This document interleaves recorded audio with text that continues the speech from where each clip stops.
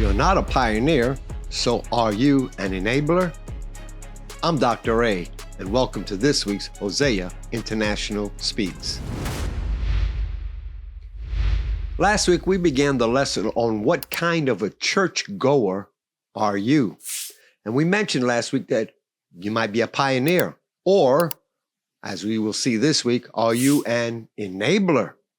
And we will look at that second type of parishioner.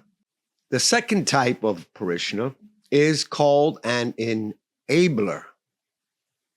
An enabler? What in the world is that? Well, we'll look at that in just a few minutes. Let's look at the characteristic of an enabler. They are believers who are stirred in their spirit because of what the Yahweh-given vision of the pioneers. The pioneers have put into words what the enabler has always felt in his own heart, but did not possess the ability to identify the inner spiritual stirrings and convictions. Second, they're drawn into a position of or place of boldness and certainty for faith action. With this assurance in their heart, the enabler is ready to do what he or she has always felt and desired. They are not the first to run into the front of the line or the battlefield, but they are great supporters of those who do. They will bring their talents, their time, and their treasures to help fulfill the vision that has been set before them. Fifth, they develop a great sense of responsibility toward the vision because it reflects their own dreams and aspirations. Now, enablers, I want to just say this, need to be protected. How is that done? Number one, assurers of the prophetic direction. They need to work very closely with the pioneer so that their hearts will be continually assured of the prophetic directions and clarity. The voice of the pioneers, which echoes the essence of their very own hearts, can relieve them of personal fears and helps them rise above self-imposed limitations because of their own upbringing. Ecclesiastes 4:9 says it this way: two are better than one because they have a good return for their labor. They can help each other, to maintain the flames of the Yahweh-given vision. Second in that area, collective ownership for the vision. That's how you bring this enabler around. The enabler needs to feel that they own the vision. Though it was proclaimed and initiated by the pioneer, the enabler must also own the vision. Acts chapter 16, 9 through 10 reads, "A vision appeared to Paul in the night. A man of Macedonia was standing and appealing to him and saying, 'Come over to Macedonia and help us.' When he had seen the vision, immediately we sought to go into Macedonia, concluding that God had called us to preach the gospel to them."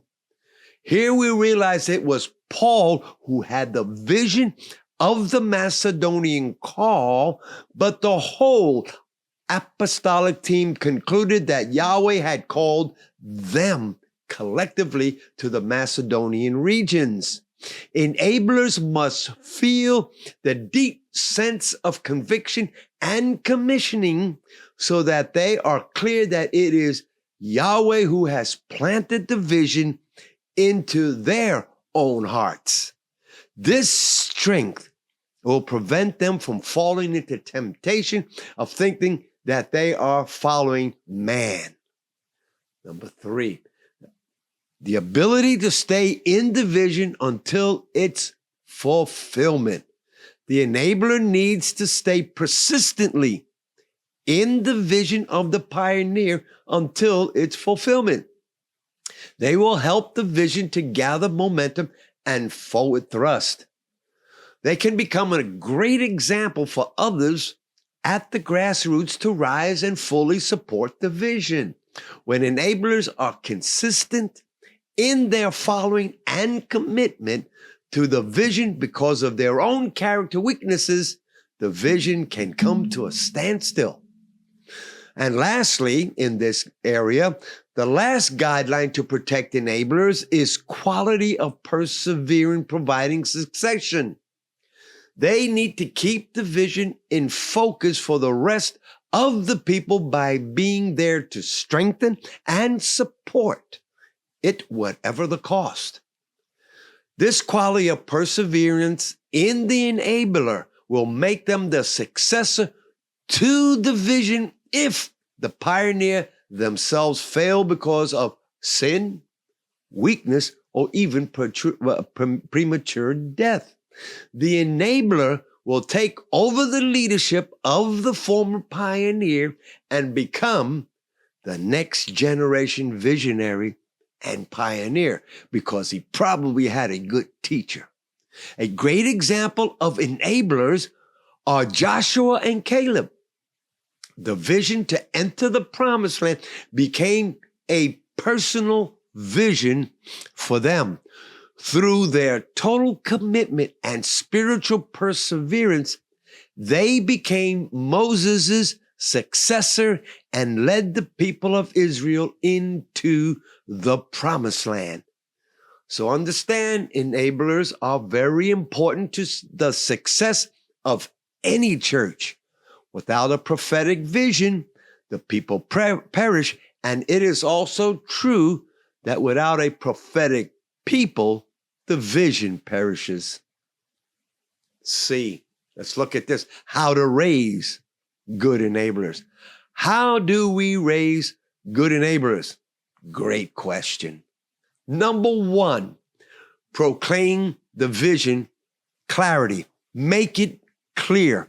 In order to raise good enablers, we need to proclaim the vision clearly to the congregation. We need to constantly clarify and help explain its implications, its benefits, and the mandate it provides for the people of Yahweh who pursue it earnestly. Such a visionary leader of pioneers will provide a high level of inspiration and motivation for the people in the congregation. Holy Spirit will energize and convict the hearts of men with the vision. At this point of the vision, proclamation and impartation, two types of enablers will arise in the congregation. One type are those who are already or have already in their hearts the vision that we are or they are declaring and proclaiming. The other type of enabler are those who may not have the vision we are proclaiming in their hearts, but feel that it is a worthy course to pursue and decide to support fully what has been revealed. Both types of enablers are necessary as they will help the vision become launched and executed. The second step in raising good enablers is to develop corporate team involvement. We need to develop the concept of corporate team involvement rather than one-man vision orientation. When the prophetic visionary proclaims the vision, he must impress the congregation that it is a corporate vision where each individual member can have its ownership in it. The third area in raising good enablers is to lay godly principles for involvement. Never leave out Yahweh. This team concept of growing the vision helps to draw potential enablers into the open. They are encouraged to bring their time, their talent, treasure to see the fulfillment of the vision. This far outweighs any loner, any lone ranger could hope to effectively achieve. This partnership releases a diversity of gifts, abilities, and anointings to fulfill the vision. Well, we're going to end this part this week, and I have a lot to think of. You have a lot to think about in what you have heard in the past week and also this week. And we will be bringing you the third type of believer in the church. You want to hear this one? The resistor. You're not going to want to miss this session because there are two types. We're going to call them A and B resistors. Well, if you enjoyed this week, go ahead and hit the like button. And if you still have not yet subscribed, now would be a good time. If you wish to write or ask me any questions concerning any of the sessions that we have been giving over the last few weeks or even months, you can email me at hoseainternational@yahoo.com or hoseaintspeaks@gmail.com. And you can still give by scanning any one of the QR codes that you have on your screen there. I'm Dr. Ray, and I'll see you next week on Hosea International Speaks.